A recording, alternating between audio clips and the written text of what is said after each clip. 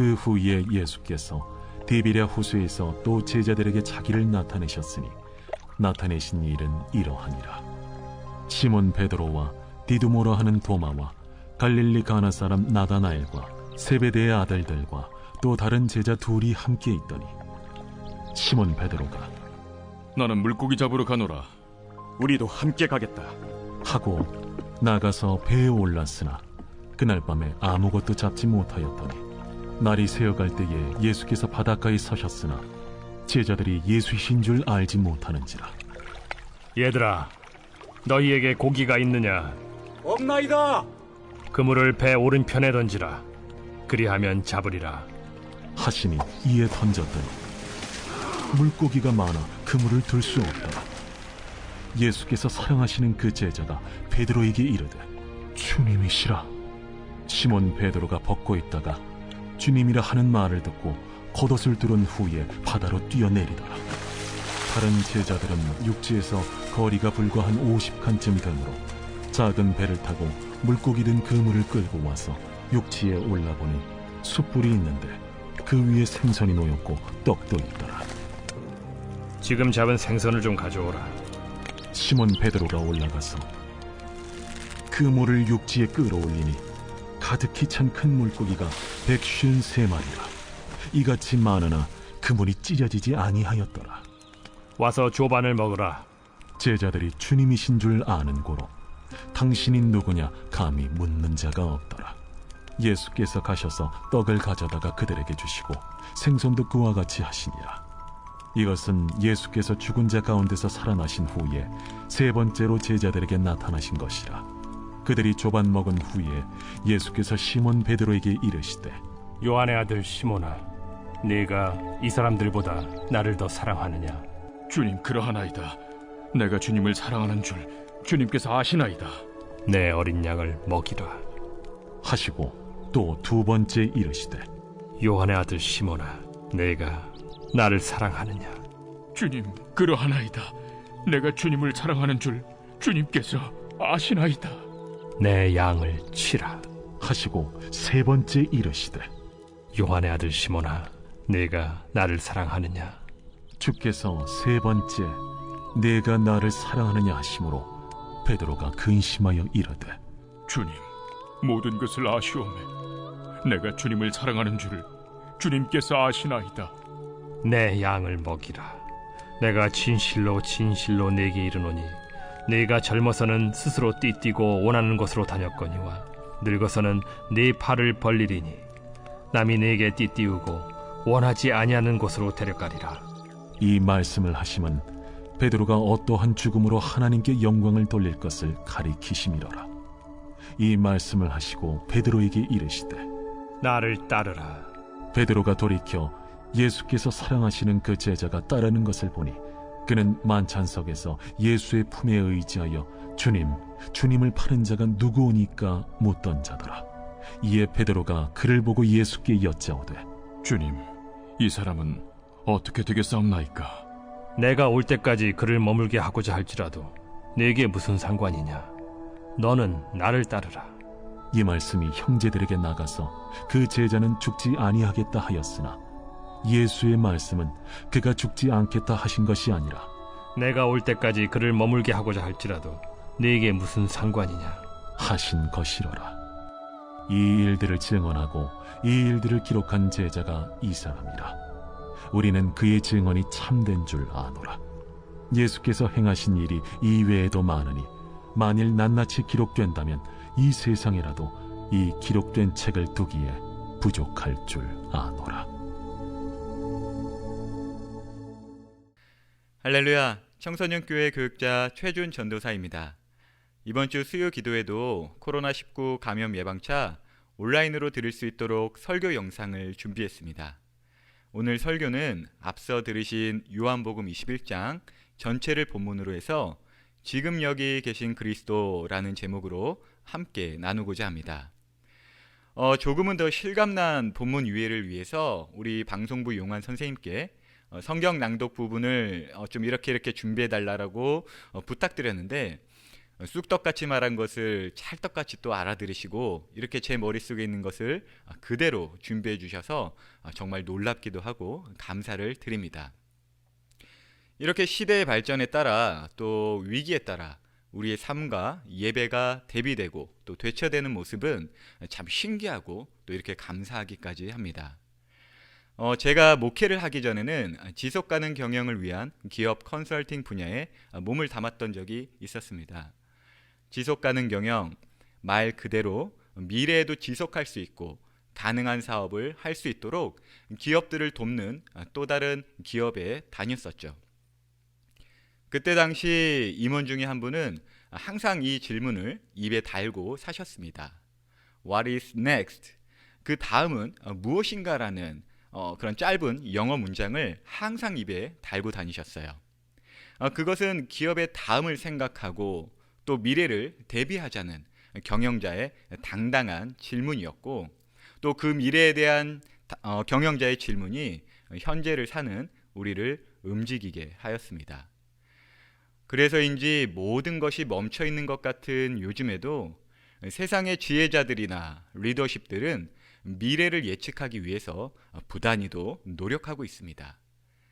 그런데 요즘은 이 미래에 대한 예측이 그 어느 때보다도 쉽지 않다고 합니다. 사실 우리가 요즘 겪고 있는 이 코로나도 예측은 하고 있었다고 합니다. 문제는 이 예측된 미래와 현재마저도 우리의 뜻대로 되지 않는 거대한 불확실성이 드러났다는 것입니다. 이러한 불확실성 속에 산다는 것은 마치 길을 잃은 사람과도 같습니다. 무엇을 해야 할지, 또 한다고 해도 잘 될 것이라는 보장은 되는지 예측이 안 되고, 또 예측을 한다고 해도 불안한 요즘인 것입니다. 그래서인지 이러한 요즘일수록 한 원로 목사님께서 제게 해주신 조언이 많이 생각이 납니다. 길을 잃어버린 것만 같을 때에는 입구를 찾는 것이 가장 빠르다. 그때도 알쏭달쏭한 말이었지만 지금도 알쏭달쏭하기는 마찬가지입니다. 그런데 오늘 본문을 보는데 이 알쏭달쏭한 말이 무엇인지 아주 조금은 알 것 같더라고요. 오늘 본문의 제자들을 보면 참 불확실해요. 예수님을 부인하고 도망친 상황에서 예수님의 부활을 또다시 확인을 몇 번이고 했어요. 그래서 기쁨도 잠시였죠. 그 함께 계실 것만 같은 예수님이 또 사라지시고, 또 자신들의 처한 환경을 보자면 이럴 수도 없고 또 저럴 수도 없고 이러지도 저러지도 못하고 있었습니다. 그 예수님의 부활과 성령의 강림, 그 사이의 시간에서 무엇을 어떻게 해야 할지 자신들의 앞날을 예측할 수도 없고 또 어떻게 해야 될지도 몰랐다는 것이죠. 그런데 그러한 제자들의 모습이 오늘날 부활과 또 성령 강림 절기 우리 중간에 있는 우리 성도들에게 있어서도 또 그러한 모습들이 현재 우리의 모습과 상당히 비슷하기 때문에 어쩌면 이 함께 본 본문에서 우리의 할 일을 또 마땅히 찾아낼 수 있는 답을 한번 볼 수 있지 않을까 싶어 한번 기대감을 갖고 우리가 본문을 나눠보도록 하겠습니다. 본문을 보니 이 제자들이 모인 곳은 디베랴 호수, 다시 말해 갈릴리 호수에 모였습니다. 이곳은 제자들이 예수님께 처음으로 부르심을 받았던 곳이에요. 그런데 그 제자들이 왜 갈릴리 호수에 모였을까 생각해 보면 성경에 아주 간단하게 나와 있습니다.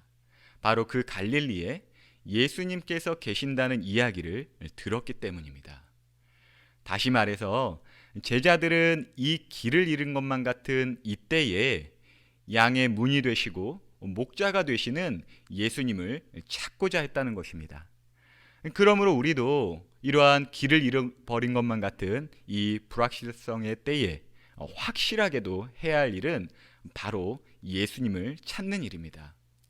미래를 예측하는 것보다 더 중요한 것은 그 미래의 주인 되시는 바로 하나님을 찾는 것이라는 것입니다.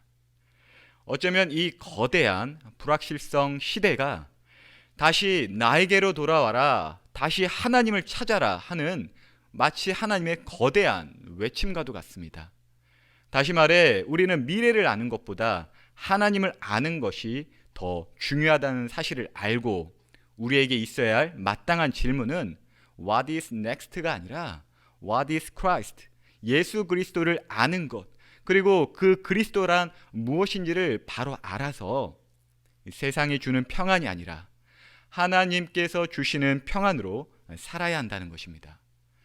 그렇다면 먼저 예수님을 찾고 또 그 예수님을 안다는 것이 구체적으로 무엇인지 본문을 통해 한번 나누어 보고자 합니다. 본문 3절입니다. 시몬 베드로가 나는 물고기 잡으러 가노라 하니 그들이 우리도 함께 가겠다 하고 나가서 배에 올랐으나 그날 밤에 아무것도 잡지 못하였더니. 지금 제자들이 예수님을 찾으러 그 갈릴리 호수로 왔어요. 그런데 예수님께서 보이지를 않으십니다. 그래서 이거 굶어 죽을 수는 없고 또 할 줄 아는 것이 어부이기 때문에 그냥 물고기나 잡을까 해서 이제 물고기를 잡으러 갔죠. 그런데 아무것도 잡히지 않는 것입니다.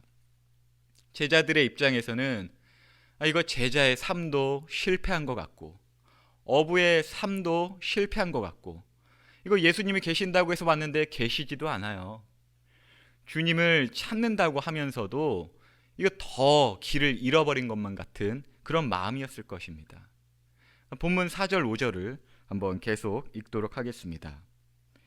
날이 새어갈 때에 예수께서 바닷가에 서셨으나 제자들이 예수이신 줄 알지 못하는지라. 예수께서 이르시되 얘들아 너희에게 고기가 있느냐? 대답하되 없나이다. 이때 누군가 제자들에게 다가왔습니다. 물고기 한 마리 못 잡고 있는 이때 누군가가 다가왔어요. 그건 예수님이셨죠. 그런데 우리는 이러한 정답을 알고 보지만 당시의 제자들은 그 예수님을 알아보질 못합니다. 계속적으로 한번 그 사연을 한번 읽어보도록 하겠습니다. 6절입니다. 이르시되 그물을 배 오른편에 던져라 그리하면 잡으리라 하시니 이에 던졌더니 물고기가 많아 그물을 들 수 없더라. 저도 이런 경험이 아주 없지는 않은데 사실 좀 대박으로 좀 있었으면 좋겠어요. 특히 요즘 같은 때에 복음이고 뭐 목회고 지금 먹고 사는 것 좀 많이 힘든데 주식을 좀 해볼까? 아니면 사업을 좀 해볼까? 하면서도 이게 잘 안 되다가도 이렇게 예수님께서 짠 하고 나타나셔서 준아 어디 기업의 주식을 한번 사봐라.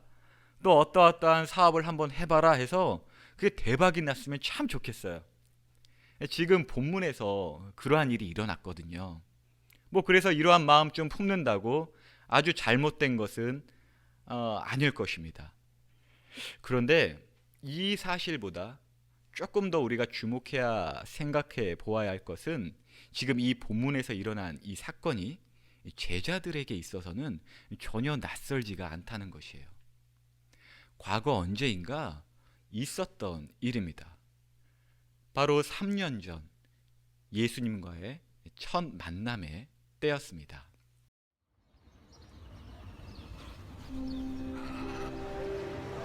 무리가 몰려와서 하나님의 말씀을 들을새 예수는 게네사렛 호숫가에 서서 호숫가에 배 두 척이 있는 것을 보시니 어부들은 배에서 나와서 그물을 씻는지라. 예수께서 한 배에 오르시니 그 배는 시몬의 배라. 육지에서 조금 떼기를 청하시고 앉으사 배에서 무리를 가르치시더니 말씀을 마치시고 시몬에게 이르시되 깊은 데로 가서 그물을 내려 고기를 잡으라. 선생님, 우리들이 밤이 새도록 수고하였으되 잡은 것은 없지만은 말씀에 의지하여 내가 그물을 내리리이다. 그렇게 하니 고기를 잡은 것이 심히 많아 그물이 찢어지는지라. 이에 다른 배에 있는 동무들에게 손짓하여 와서 도와달라 하니 그들이 와서 두 배의 채움에 잠기게 되었더라. 시몬 베드로가 이를 보고 예수의 무릎 아래에 엎드려 이르되 주여, 나를 떠나소서. 나는 죄인이로소이다. 이는 자기 및 자기와 함께 있는 모든 사람이 고기 잡힌 것으로 말미암아 놀라고 세데베의 아들로서 시몬의 동업자인 야고보와 요한도 놀랐습니다. 예수께서 시몬에게 이르시되 무서워하지 말라. 이제 후로는 내가 사람을 취하리라. 그들이 배들을 육지에 대고 모든 것을 버려두고 예수를 따르니라. 예수께서 한 동네에 계실 때에 온몸에 나병 들린 사람이 있어 예수를 보고 엎드려 구하여 이르되 주여, 원하시면 나를 깨끗하게 하실 수 있나이다. 예수께서 손을 내밀어 그에게 대시며 이르시되 내가 원하노니 깨끗함을 받으라. 하신대 나병이 곧 떠나니라. 예수께서 그를 경고하시되 아무에게도 이르지 말고 가서 제사장에게 내 몸을 보이고 또 내가 깨끗하게 됨으로 인하여 모세가 명한 대로 예물을 드려 그들에게 입증하라. 예수의 소문이 더욱 퍼지매 수많은 무리가 말씀도 듣고 자기 병도 고침을 받고자 하여 모여오되 지금 누가복음 5장을 들으신 것처럼 3년 전 제자들이 부르심을 받았던 때와 또 오늘 함께 읽은 요한복음 21장 본문의 때가 어쩜 이렇게 비슷할까요? 당시 유대 문헌을 보면 어부들만큼 기도를 많이 한 사람도 없다고 합니다. 다시 말해서 어부들이 조금은 터프하고 투박하지만 삶의 간절함과 순수함이 있었던 것 같아요. 왜냐하면 바다의 위험으로부터 자신을 지켜달라고 기도해야 하고 또 물고기 잡는 것은 내 능력뿐만이 아니라 자연이 베풀어 주는 것이고 또 그 자연을 다스리시는 하나님께서 결정해 주신 생각을 갖고 있었다고 합니다. 그래서 아마 어부였던 제자들도 기도 참 많이 했을 것입니다. 하나님을 찾는 것이 매일의 일상이었을 것이에요. 이런 것을 한번 생각해 보면 왜 주님께서 제자들을 부르실 때 어부들을 주로 해서 부르셨는지 우린 조금 이해할 수 있습니다. 하나님 그냥 찾는다고 찾아지는 것 결코 아닙니다. 간절히, 정말 간절히 찾아야 합니다. 그리고 그 간절함은 반드시 일상의 꾸준함으로 나타난다고 성경도 말하고 있습니다. 그 간절함이 있었던 3년 전의 어느 날 베드로와 어부들이 밤새도록 일하였지만 물고기 단 한 마리 잡지 못하고 그냥 그물을 씻고 있었던 거예요. 그렇게 물고기를 못 잡은 것이 단 하루였는지 또 몇 날이 계속되었는지는 잘 모르겠습니다만 그때 그 빈 그물을 씻는 어부들의 마음 어땠을까요? 만약 저였다면 이건 내 가족은 어떻게 먹여 살리지? 이거 하나님께서 물고기 한 마리 잡아주시지도 않고 하나님이 날 버리신 거 아닌가 하고 이거 설마 하나님 안 계시는 거 아니야? 낙심하고 또 의심하고 그러고 있었을 것 같습니다. 그런데 그렇게 의심하고 낙심하고 있을 그 3년 전 그날에 예수님께서 찾아오셨어요. 그런데 이 예수님께서 눈치가 조금 없으셨는지 모르겠지만 이 눈치 없는 예수님께서 나 지금 설교할 거니까 배 하나만 띄워달라고 하십니다. 지금 허탕치고 퇴근 준비하고 있는데 지금 일도 잘 안 풀리고 짜증나는데 교회 일 시키고 앉아있는 거예요. 베드로의 속마음 어떠했을까요? 잘은 모르겠지만 베드로 안에 있는 어떠한 그 간절함이 습관처럼 배어 나와서 자신의 배를 그래도 내어 주었고 또 그렇게 내어 주고픈 마음으로 내어 주었습니다. 그리고 그 배를 타고 설교하시는 그 예수님을 보면서 베드로의 마음이 어떠했는지 또 한편으로는 궁금하더라고요. 자기는 그 똑같은 배를 타고 물고기를 잡고 있는데 예수님은 그 똑같은 배를 타시고 사람을 낚고 계시는 그 모습을요. 한편으로는 뿌듯했을 것 같아요. 나의 섬김이 하나님의 일에 사용되고 있다는 그 뿌듯함.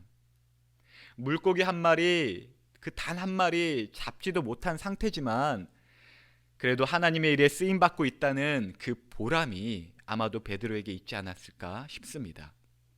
그런데 예수님께서 그 배에서 설교를 마치시고 이런저런 여러 생각에 잠긴 베드로에게 이렇게 말씀하십니다. 깊은 곳에 그물을 던지라. 어부의 입장에선 참 얼토당토 않는 말이었지만 베드로가 그날에 들은 예수님 설교의 큰 은혜를 받아서였을까요? 베드로는 그 수많은 여러 생각을 뒤로 한 채 아주 단순하게도 주님 말씀 의지해서 깊은 곳에 그물을 던졌습니다. 그랬더니 그물이 찢어질 정도로 또 배가 잠길 정도로 물고기가 잡힌 것이에요. 그 어부 베드로에게 있어서는 정말 놀라운 일이자 동시에 두려운 일이기도 했습니다. 왜냐하면 물고기의 수확량을 결정해 주시고 또 물고기를 사용하시는 그 자기가 생각했던 하나님의 역사가 지금 눈앞에 나타났기 때문입니다. 또 동시에 베드로는 너무 무서웠어요. 마치 옛 이스라엘 백성들이 광야에서 고기 좀 먹고 싶다고 투덜투덜대면서 애굽으로나 다시 돌아가자 했을 때 우리 하나님 어떻게 하셨나요? 아주 그냥 먹고 다 죽어버려라 하실 정도로 매출하게 그냥 쏟아 부으시잖아요. 그 하나님, 그 진노하시는 하나님을 자신의 찢어진 그물과 가라앉는 배를 통해서 맞닥뜨린 것만 같았기 때문에 너무나 무서웠을 겁니다. 그래서 주님 앞에서 이렇게 말할 수밖에 없었습니다. 누가복음 5장 8절입니다. 시몬 베드로가 이를 보고 예수의 무릎 아래 엎드려 이르되 주여 나를 떠나소서 나는 죄인이로소이다 하니. 이렇게 자신의 죄를 자복하며 베드로에게 우리 주님은 다시금 새 인생을 허락하시고 자기를 따르라 하셨죠. 3년 전 예수님과 베드로의 첫 만남입니다. 그리고 베드로는 모든 것을 버려두고 예수님을 따르기 시작합니다. 그 3년 전의 사건이 제자들과 예수님의 첫 만남이죠. 그런데 본문에서 이 주님과의 첫 만남이 재현된 것입니다. 우리는 예수님과의 첫 만남을 어떻게 기억하십니까? 대부분은 어려움 속에서 주님을 만납니다. 그래서인지 주님과의 첫 만남을 병이 고쳐지고 어떠한 어려움이 해결되어지고 물질의 빚이 갚아지고 마치 베드로와처럼 물고기가 많이 잡힌 일로서만 기억할 수 있어요. 하지만 지난주 수요 기도에 전호천 전도사님 메시지대로 병 고침만 받고 그냥 가버린 9명을 보고 누가 예수님의 제자라고 할 수 있고 누가 예수님과의 첫 만남이라고 할 수 있겠습니까? 모든 것을 버리고 예수님을 따른 그때까지가 그때의 사건이 있어야만 첫 만남이죠. 3년 전 베드로의 그물은 물고기를 담지 못한 채 찢어졌습니다. 배도 가라앉았어요. 그래서 더 편했는지 모르겠지만 내가 의지하고 소원하고 그렇게 바랬던 배와 그물과 물고기를 다 버리고 예수님을 따랐던 그 순간이 베드로에게는 첫 만남이었던 것입니다. 다시 말해 우리에게 있어서도 내가 하나님을 만난 것은 하나님께서 나의 빚을 다 갚아주신 때입니다. 하나님과의 첫 만남은 병을 다 고쳐주신 때입니다. 거기까지가 아니라 그래서 회개하고 모든 것을 버려두고 예수님을 따른 그 예수님만을 따른 그때가 첫 만남인 것입니다. 그러므로 우리도 주님을 보기 위해서는 아주 단순합니다. 주님께 돌이키는 것, 바로 회개입니다. 그리고 우리 주님께서도 그 회개를 위하여 첫 만남의 어려운 때 어쩌면 반복되는 우리의 어려움을 허락하시면서 나 좀 찾아라 이렇게 우리를 자기 자신 예수님을 볼 수 있도록 도와주시는 것 아닌가 싶습니다. 요즘이 또 그러한 때가 아닌가 실감나게 느끼기도 합니다. 오늘의 본문 요한복음 21장에서도 제자들의 3년 전 첫 만남을 주님께서 재현시켜 주심으로 자기를 볼 수 있게 해주셨어요. 그 과거에 있었던 회개의 순간을 기억나게 해주신 것이죠.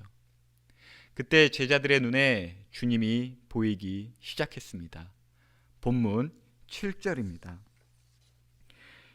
예수께서 사랑하시는 그 제자가 베드로에게 이르되 주님이시라 하니 시몬 베드로가 벗고 있다가 주님이라 하는 말을 듣고 겉옷을 두른 후에 바다로 뛰어 내리더라. 여기서 우리가 알아야 할 것, 분명 3년 전과 같은 사건인데 베드로나 제자들이 조금은 달라져 있어요. 일단은 3년 전에는 그물이 다 찢어졌었거든요. 그런데 지금은 찢어져 있질 않습니다. 왜냐하면 하나님 보시기에 찢어질 필요가 없었거든요. 우리에게도 주님을 따르는 데 있어서 방해되는 것들이 있다면 주님께서는 다 찢어 놓으실 것입니다. 뒤돌아보지 못하도록요. 그러나 우리가 주님만을 바라보며 따른다면 결코 찢어지지 않습니다. 오히려 그것을 사용하세요. 그 153마리의 물고기를 주님도 드시고 다른 이들도 먹이고 있어요. 우리에게도 이러한 역사가, 특별히 요즘의 때에 이러한 역사가 있기를 원합니다. 정말 너무나 어려운 때이잖아요. 그물이 찢어지지 않는 역사가 너무나 필요합니다. 그렇다면 이러한 찢어지지 않는 역사를 위해서 우리는 어떻게 해야 할까요? 사도 베드로를 보십시오. 3년 전에는 나를 떠나가라던 베드로가 지금은 주님이라는 말만 듣고도 겉옷을 두른 채 바다로 뛰어가는 것, 그 모습 말입니다. 다시금 어부의 모습으로 돌아왔지만, 다시금 옛 모습인 것 같지만 물고기 보는 어부가 아닙니다. 배도 쳐다보질 않습니다. 어부가요. 오직 주님만을 바라보는 어부가 되었습니다. 그러므로 우리가 알아야 할 것은 이러한 쳇바퀴와 같은 우리의 삶, 혹은 다시금 제자리로 돌아온 것만 같은 고난을 통해서 우리 주님은 우리를 성장시키시고 성숙하게 하신다는 이 믿음을 우리는 갖고 이 일상을 살아가는 것이 우리의 그물을 찢어지지 않게 하는 것입니다. 오직 주님만을 바라보는 믿음을 말하는 것입니다. 특별히 이러한 불확실성의 때일수록 미래를 알려고 하지 말고, 또 미래를 예측하기 어렵다면서 우왕좌왕하지도 말고, 오히려 주님만 바라보는 그 믿음이 우리의 일이자 우리의 그물을 끊어지지 않게 한다는 것입니다. 더 나아가서 그 쳇바퀴와 같은 우리의 삶과 고난을 우리의 눈으로 보자면 제자리와 같은데, 또다시 업으로 돌아온 그 제자들과 같은 우리의 같은 반복되는 그 모습과도 같은데, 주님께서는 이러한 우리의 삶과 고난을 하나님 나라를 움직이는 거대한 바퀴로서 사용하신다는 겁니다. 그 옛적에 에스겔 선지자가 바라본 그 환상 그대로 하나님의 거대한 마차는 나의 쳇바퀴와 같은 일상, 혹은 반복되는 내 연약함을 통해 움직이고 계신다는 겁니다. 그러므로 길을 잃은 듯한 요즘, 불확실성 시대라고 하는 요즘에 우리를 확실하게 인도해 주실 그분은 바로 예측된 미래가 아니라 지금 여기 계신 그리스도밖에 없습니다. 그래서 주님을 찾아야만 합니다. 그리고 그 주님을 찾는 것이란 바로 모든 것을 버리고 주님을 따랐던 그 첫 마음을 회복하는 것입니다. 그런데 예수님만 찾아서도 안 됩니다. 예수님은 언제나 잘하세요. 문제는 우리가 잘 못하는 것 같아서 우울하고 낙심이 든다는 것이죠. 다시 말해 우리의 즐거움은 예수님께 있지만, 이 예수님께 있다는 즐거움이란 우리를 통해 일하시는 예수님, 곧 예수님께 붙어있는 나를 찾는 것도 중요한 일이라는 것입니다. 우리도 우리 스스로가 성장하고 또한 성취하고 있다라는 기분이 들어야 어떠한 일이든 즐겁게 할 수 있잖아요. 주님께서 이루신 성취가 씨앗이 되어서 우리를 통해 맺는 열매가 있어야 결국 우리도 살맛이 난다는 겁니다. 사실 오늘 본문에 나오신 주님은 이것에 우리의 변화를 더욱더 강조하고 계십니다. 다시 본문으로 돌아가 본다면 우리 주님께서 물고기 잡는 제자들을 보고 무슨 생각을 하셨을 것 같으세요? 아이고, 사람 낚는 어부로 불러놨더니 다시 물고기 잡으러 가? 내가 피 흘려 살려놨더니 다시 예전 그 모습으로 돌아가? 결코 그렇게 하진 않으셨어요. 오히려 우리가 우리 스스로를 보면서 이러한 생각을 할 때가 더 많죠. 그런데 본문에서 보면 주님은 결코 그러지 않으셨어요. 어부로 돌아간 제자들을 꾸짖기보다는 그 물고기 좀 가져오라고 하셨어요. 같이 먹자고 불도 피우고 기다리셨어요. 이런 것 보면 우리 주님은 우리보다 우리를 더 많이 이해해 주십니다. 얼마나 이해해 주시나. 본문 보니까 이 물고기만 먹으면 입에 물릴까 봐 싶어서 떡도 같이 준비하시거든요. 어렸을 때 뭔가 엄마한테 혼나야 할 일이 있는데 엄마가 따뜻한 밥상 준비해 주시면서 준아 와서 먹어라 할 때가 조금 저는 무서웠거든요. 좀 찝찝하고. 근데 우리 어머님들 왜 그러셨을까요? 그리고 이와 비슷한 우리 주님은 또 왜 그러실까요? 성경을 전체적으로 보면 주님은 제자들의 모든 상황을 다 알고 계실 뿐만 아니라 그 우왕좌왕하는 상황 속에서도 제자들이 참 애쓰고 있다는 사실을 알고 계셨기 때문입니다. 문제는 제자들 스스로가 자신들이 얼마나 애쓰고 있었다는 그 사실을 몰랐던 것이 문제입니다. 그 이유는 자신들의 과거 때문입니다. 예수님을 배신했던 자신들의 과거요. 그 과거가 제자들의 현재를 묻고 있고 미래마저도 꽉 붙잡고 있어서 나는 배신자인가 제자인가 나는 세상인가 성도인가 그 어떤 영화 보면 이것은 치킨인가 갈비인가 이거 어떠한 정체성의 혼란이 오면서 선택장애를 일으키면서 이러지도 저러지도 못하고 있었던 것이었습니다. 그래도 왠지 잘못을 했긴 했는데 저 엄마 밥은 참 그때 맛있었어요. 꿀떡꿀떡 살겠다고 먹었거든요. 근데 참 이상합니다. 이 밥 먹는 거요. 아무것도 아닌 것 같지만 엄청난 힘이 있습니다. 그 밥이 갖고 있는 칼로리 이상의 엄청난 힘. 그것은 바로 나에게는 사랑받을 자격이 있다는 것. 이 차려진 밥상으로 나에게 가르쳐 주시는 것이죠. 그 끊을 수 없는 사랑을 계속하여서 주님은 보여주시고자 차려진 밥상으로 제자들에게 베푸신 것입니다. 제자들은 이 밥 먹는 시간에 아마도 그 끈질긴 주님의 사랑을 느꼈을 것 같아요. 그 어떤 것도 끊을 수 없는 사랑이요. 하지만 이 큰 사랑, 이 끈질긴 사랑을 베푸시는 주님은 내 눈앞에 보이는데 그 큰 사랑을 받을 만한 내가 안 보인 게 문제인 거예요. 그래서 주님께서 식사를 다 하신 후에 베드로에게 물으십니다. 베드로야, 네가 나를 사랑하느냐? 이 주님께서 몰라서 물으셨을까요? 우리 주님은 베드로가 배신할 것도 알고 계셨어요. 무엇보다 태초 이전부터 영원까지 계신 주님이시기에 베드로의 어느 한순간만을 아시는 것이 아니라 베드로의 진짜 모습, 그 영원한 모습까지도 알고 계셨습니다. 왜요? 우리 주님은 창조주이시기 때문입니다. 그 주님께서 알고 계시는 베드로의 진짜 모습은 바로 본문 18절. 내가 진실로 진실로 너에게 이르노니 너가 젊어서는 스스로 띠띠고 원하는 곳으로 다녔거니와 늙어서는 네 팔을 벌리리니 남이 너에게 띠띠우고 원하지 아니하는 곳으로 데려가리라. 이게 예수님께서 아시는 베드로의 참 모습이었습니다. 죽기까지 하나님을 사랑하고 양들을 사랑하는 베드로의 그 모습이 예수님께서 알고 계신 베드로의 참 모습이에요. 밥 먹을 자격 충분하다는 것입니다. 그래서 나를 사랑하시는 주님을 아는 것도 중요한 건데 주님을 사랑하는 나를 아는 것도 정말 중요한 것입니다.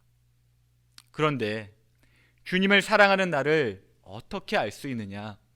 이거 내 기준으로는 절대 못 찾습니다.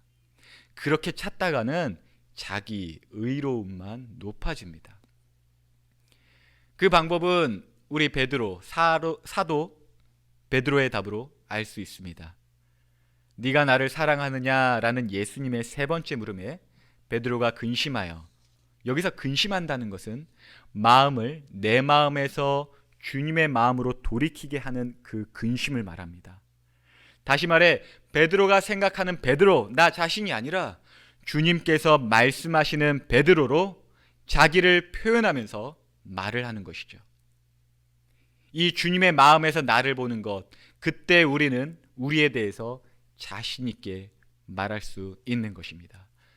주님의 마음으로 베드로는 자기를 보기 시작합니다. 주님, 모든 것을 아시오매 내가 주님을 사랑하는 줄을 주님께서 아시나이다. 제게도 이러한 과정이 있습니다. 어두컴컴한 병실에 누워 계신 제 아버지. 당시 저는 교회 개척자고 또 아르바이트도 해야 되고 밤이 늦어서 이제 집에 가려고 했죠. 아버지 또 올게요 하고 가려는데 아버지께서 제 손을 꽉 붙잡고 놔주지를 않으시는 거예요. 좀 이따 가면 안 돼? 하시는데 좀 이따 가면 얼마나 좋았을까요? 그 약간은 습한 느낌의 아버지의 손이 지금도 제 손에 느껴지는 것 같습니다. 그런데 저도 사정이 있잖아요. 아르바이트도 해야 되고 교회 성도들도 만나야 하고 상담도 해야 하고 바쁘잖아요. 그래서 뿌리치다시피 하면서 또 올게요 했던 그 과거의 내가 지금의 현재의 나를 꽉 붙잡고 아무것도 못하게 할 때가 있습니다. 자기 부모, 자기 가정도 돌보지 못하는 내가 무슨 목회자인가 하면서요. 그런데 그 과거가 지금 여기에 재현될 때가 있어요.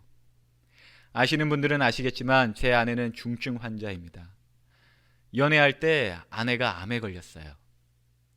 그때 그 순간 왜 또 이런 일이 생겼을까? 이런 생각 저라고 왜 안 들었겠습니까? 다시금 나를 앞으로 가지 못하게 하는 그 제자리, 원점과도 같은 기분이었습니다. 지금도 치료의 후유증 때문에 아프다고 할 때가 있어요. 안아달라고 합니다. 그런데요, 제가 아버지의 손은 뿌리쳤는데 제 아내는 꼭 안아주더라고요. 정말 자식 키워 소용 하나 없어요. 그런데 그때 분명 제가 아내를 안아주고 있기는 한데 그 아내를 통해 주님께서 저를 꼭 안아주시면서 이렇게 말씀하시더라고요. 준아, 너도 그때 무척이나 애쓰고 있었다는 것 내가 잘 안다. 너의 진짜 모습은 이렇게 너의 아내를 안아주는 것처럼 너 아버지 안아주고 손도 꽉 잡아주는 그런 착한 목자란다. 왜? 내가 널 그렇게 만들었으니까. 그러므로 내 양을 먹여라. 그 음성을 들은 그때의 새로운 제 과거는 저를 그 예전의 과거에서부터 자유롭게 해주었습니다. 그래서 제게 있어서 제 아내는 주님께서 붙여주신 양 1호입니다. 주님 안에서 발견되어지는 나는 사실 자랑할 것 하나 없지만 오직 자랑이라고는 예수 그리스도 안에서 발견된 나를 통한 예수 그리스도이시죠. 설교를 맺고자 합니다. 우리는 그 어느 때보다도 더한 불확실성의 시대를 살고 있습니다. 그래서 미래의 불확실함을 해결하고자 여러 노력들을 해보지만 세상 지혜자들도 평범한 사람들도 쉽지가 않습니다. 그러나 이렇게 길을 잃어버린 듯 했을 때에도 우리 성도에게는 우리를 인도하시는 목자 되신 그리스도께서 계시다는 것에 먼저 충분히 감사를 드릴 수 있는 이유가 있다는 사실 기억하시길 바랍니다. 우리를 인도하시는 목자가 있다는 것 얼마나 감사한 일입니까? 그래서요, 길 좀 잃어먹어도 괜찮습니다. 일 좀 안 풀리고 내 바로 앞날 몰라도 괜찮습니다. 그런데 목자는 잃어버려서는 절대 안 됩니다. 다행인 것은 목자이신 주님은 우리를 결코 잃어버리지 않으세요. 문제는 우리가 주님을 알지 못하고 주님의 눈으로 보이는 나를 알지 못할 때입니다. 그래서 이에 대한 회복으로 두 가지를 말씀드렸습니다. 첫째는 모든 것에서 돌이켜서 목자이신 주님께로 돌아가야만 그 주님을 볼 것이라는 것이고, 둘째는 그 주님만이 아니라 우리도 주님 안에서 발견되어지고 찾아져야 한다는 것인데, 그 두 가지의 일을 위해서 주님께서는 우리의 과거를 지금 여기에서 재현시킴으로써 그 두 가지의 일을 하고 계신다는 것입니다. 사람이 하는 후회 중에 가장 큰 후회는 사랑하지 못한 것, 그 사랑하지 못한 후회가 가장 큽니다.